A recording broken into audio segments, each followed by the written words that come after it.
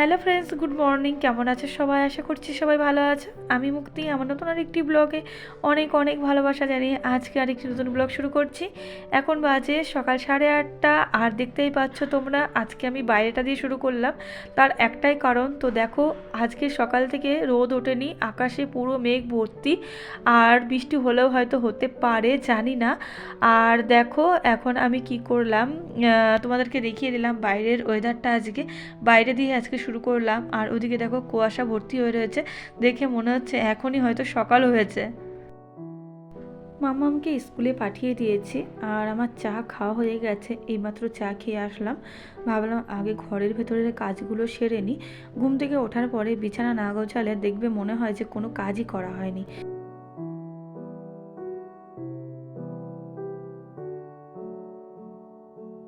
কাল রাতে এত পরিমাণে গরম পড়ছিল কি বলবো। আমি এখন এই ঠান্ডা ঠান্ডা ভাব পড়ার পর থেকে এই জানালার কাজটা আমি খুলি না, মানে নেট দেওয়া থাকে, সে নেটটা খুলি না, বন্ধই থাকে। কিন্তু কালকে এত পরিমাণে গরম লাগছিল যে আমার বর বলল লাস্টে জানলাটা খুলে দাও। জানলাটা খুলে নেটটা ছিল, তো ভালোই হাওয়া আসছিল। তখনই আমার বর বলছিল যে দেখবা রাতে বৃষ্টি হবে। তো কথার কথা, সকালবেলা ঘুম থেকে উঠে দেখছি আকাশে পুরো মেঘলা হয়ে রয়েছে। তো বৃষ্টি হলে পরে হয়তো একটু হালকা হালকা ঠান্ডা পড়তে শুরু করবে।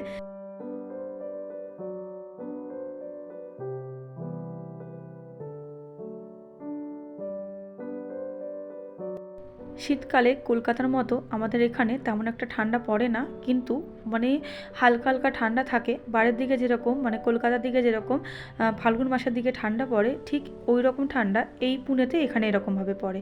এখানকার লোক একটু বেশি যদি ঠান্ডা পড়ে তাহলে তো মানে ওদের আর দেখার মতো মানে লোক থাকে না, এরকম করে। আর আমাদের কলকাতার মতো ঠান্ডা যদি এরা দেখে তাহলে তো মনে হয় এরা মরেই যাবে। ঘরের ভেতরে ওয়ার্ড্রপটার উপরে নোংরা পড়েছিল, আমি একটু ভালো করে সমস্ত ওর উপর যে সমস্ত জিনিসগুলো ছিল একটু মুছে নিয়ে পরিষ্কার করে রেখে দিলাম।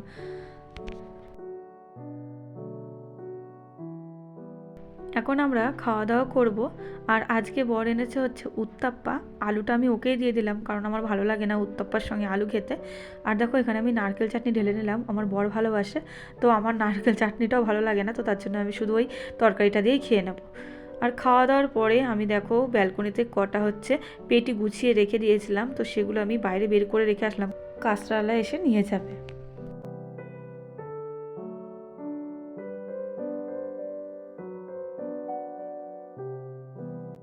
এক গাদা জামাকাপড় জড়ো হয়ে গেছে, দুদিন হলো জামাকাপড় গোছায় না। তোমাদেরকে বললাম না শরীরের মধ্যে ভালো লাগছে না, আলিস্যি ভাব লাগছে। তো সমস্ত কাজই হচ্ছে কিন্তু জামাকাপড় গোছানো আর হচ্ছে না। তো গাদা মারা ছিল, একবারে মানে আজকে উঠিয়ে নিলাম যে আর যাই কাজ করি না কেন আগে জামাকাপড়গুলো গুছাতে বসে পড়ি। না হলে দেখি আমার বর যদি এসে দেখে যে জামাকাপড়গুলো এখনও পড়ে রয়েছে তাহলে তো আজকে আমার খবর আছে। তো তার জন্য কি করলাম যে সমস্ত কাজ পড়ে থাক, আগে জামাকাপড়গুলো ভাঁজ করে জায়গার জিনিস জায়গায় রেখে দিই।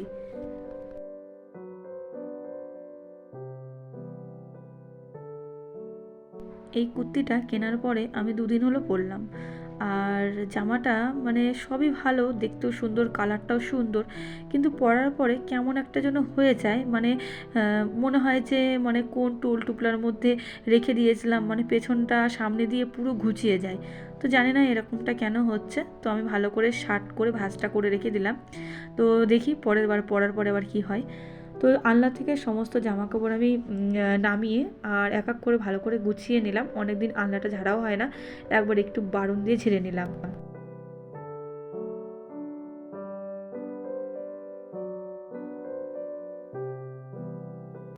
আমার এই জানালার পর্দা খোলা রাখলে পরে, ভিডিও করলে পরে মানে কিছুই বোঝা যায় না।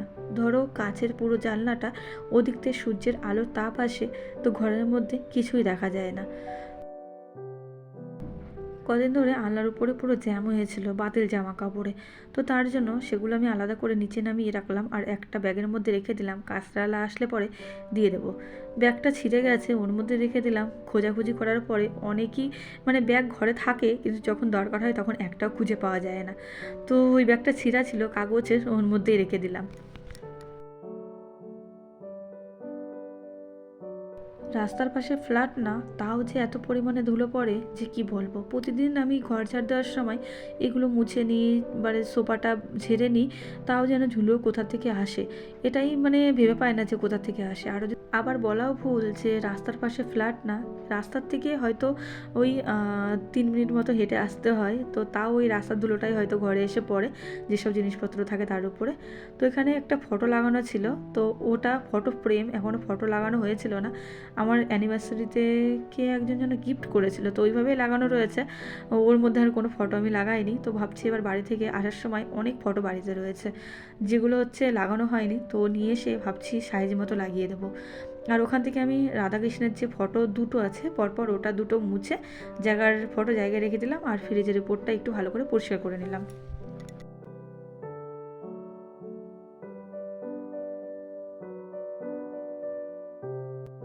শীতের বেলা এখন দেখতে দেখতে কীভাবে যে কেটে যাচ্ছে বোঝাই যাচ্ছে না।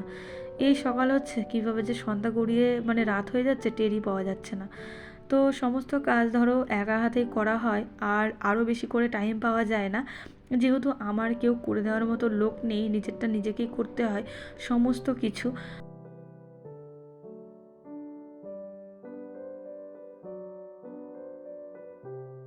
আর মামাম তো সকালবেলায় উঠে স্কুলে চলে যায়, আর সকালবেলায় তো আমার প্রচণ্ড পরিমাণে তাড়াহুড়ো লেগে থাকে। তো তার জন্য সকালের মানে যে রুটিনটা সেটা আমি আর তোমাদের সঙ্গে শেয়ার করতে পারি না। তো মামামের প্রচণ্ড পরিমাণে এত তাড়াহুড়ো থাকে, আর কি বলতো, আমরা সকালবেলা একটু লেট করেই উঠি, যেহেতু অনেকটাই রাতে ঘুমোতে যাই রাতের বেলায়। তো আমি ওই মামামের স্কুলে হচ্ছে 8:30টায়, আমি ওই 7:45টায় উঠে নিয়ে তখন তাড়াহুড়ো লেগে যায় মামামের স্কুলে যাওয়ার জন্য, রেডি করার জন্য। তো তখন তার জন্য আর ভিডিওটা আমি করে উঠতে পারি না।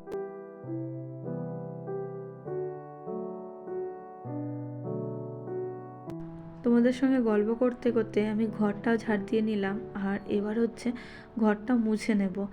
আমি কি করি, ঘর মোছার আগেই ঘরটা ঝাড় দিয়ে নিই, না হলে এত পরিমাণে ঘরের মধ্যে চুল পড়ে থাকে, মানে কি বলবো, মানে মোছা যায় না, যত মুছতে যায় তত দেখি চুল উঠে আসে।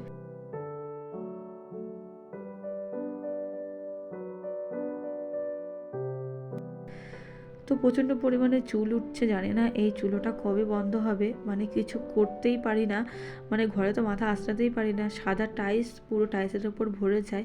আর আমার বর দেখলে বকাবকি করে, মানে ও চুল পড়া একদমই দেখতে পারে না, চুল দেখলে যেন ও রাগ হয়ে যায়। তো তার জন্য আমি কি করি, মানে আমারও ভয় লাগে, কোনো কোনো সময় হয়তো মনে থাকে না, মাথা আঁচড়ালাম, চুলটা ওখানেই পড়ে থাকলো, এসে ওর চোখেই পড়বে, আর আমাকে ডেকে বলবে এটা কি, এখানে কি হয়েছে, তোলো আগে তোলো, মানে ওর চুল দেখলে পুরো মাথা খারাপ হয়ে যায়।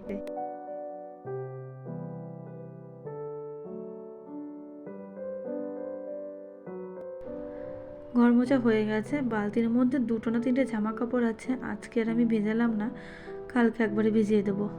আর আজকে ইচ্ছে করছে না যে জামা কাপড় ভিজিয়ে কাচি, আর রোদও ওঠেনি, তোমাদেরকে বললাম যে বাইরে রোদও ওঠেনি, তার জন্য আর ভিজালাম না। আর এখানে দেখো দুপুরে রান্নার জন্য আমি চাল ভিজিয়ে রেখেছি, আর ফ্রিজ থেকে মাছ মানে জল দিয়ে রেখে দিলাম। স্নান করে নিয়েছি, নিয়ে পুজো দিয়ে নিলাম। মাম্মামও স্কুল থেকে চলে এসেছে, আমি বললাম আমি পুজো দিয়ে নিই, তুই চা একা একা ফ্রেশ হয়ে নে। তো মাম্মা ফ্রেশ হতে গেছে, আর এদিকে আমি পুজোটা দিয়ে নিচ্ছি।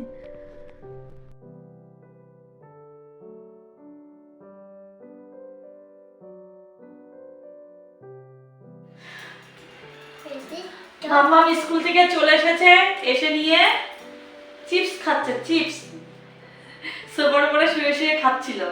আর এই যে পড়ে যাবে পড়ে যাবে পড়ে যাবে পড়ে যাবে পড়ে যাবে, এটা পড়ে গেল, এটা পড়ে গেল। আবার মামাটা ভুলিবের কাছে মামা বলেছে ভুলি, এটাকে ভুলি দিয়েছে, পুরে হাসি, বলে আমি হাসতে হাসতে পাগল হয়ে গেলাম। মামাম ছোটবেলায় বলতো আমি হাসতে হাসতে পাগল হয়ে গেলাম, মাম্মাম হাসতে হাসতে পাগল হয়ে গেলাম।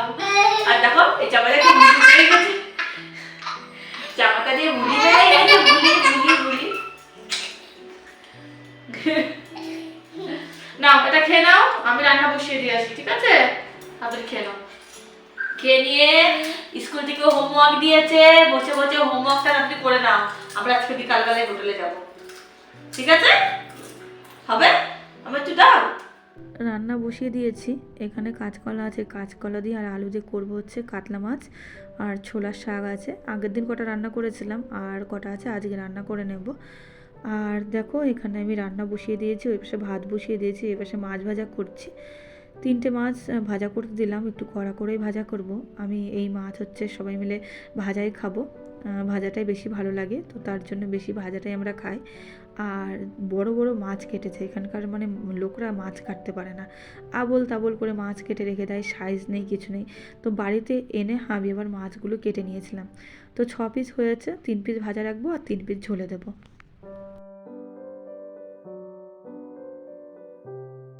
অনেক দিন হলো আমি মাছে মশলা দিই না, আর আজকে কাঁচকলা দিয়ে আলু দিয়ে মাছ রান্না করছি, তো ভাবলাম একটু আদা জিরে লঙ্কা বাটা দিয়ে দিই, কারণ হচ্ছে ভালো লাগবে না। এর আগের দিন আমি রান্না করেছিলাম শুধু পাঁচফোড়ন ফোড়ন দিয়ে, তো ভালো লেগেছিল না, তো তার জন্যই মশলাটা আমি দিলাম। তো এদিকে মাছের ঝোল হয়ে গেছে, আর এবার আমি বাদাম ভেজে নিয়ে শাক রান্না করব, ছোলার শাক, এইভাবে খুব সুন্দর লাগে।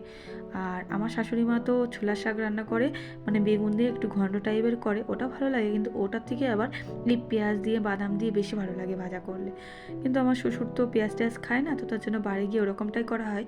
আর আমি যদি এখন একার মতো একা করি, যেহেতু আমার আর পেঁয়াজ রসুনে কোনো অসুবিধা হয় না, তো তার জন্য আমি নিজের ইচ্ছা মতোটাই ভাজা করে নিলাম। তো এবার আমি গ্যাস মুছে নিলাম, রান্নাবান্না সমস্ত কিছু হয়ে গেছে, থালা বাসনও মাজা হয়ে গেছে। আর দেখো বাইরে বৃষ্টিও পড়ছে, চালু হয়ে গেছে বৃষ্টি। তোমাদেরকে বললাম যে মেঘ করেছে, তো দেখো বৃষ্টিও চালু হয়ে গেছে। তো চলো বন্ধুরা, আজকের ভিডিও আমি এখানে শেষ করছি। কেমন লাগলো আমার ভিডিও তোমরা অবশ্যই জানিও। টাটা বাই বাই, সবাই ভালো থেকো।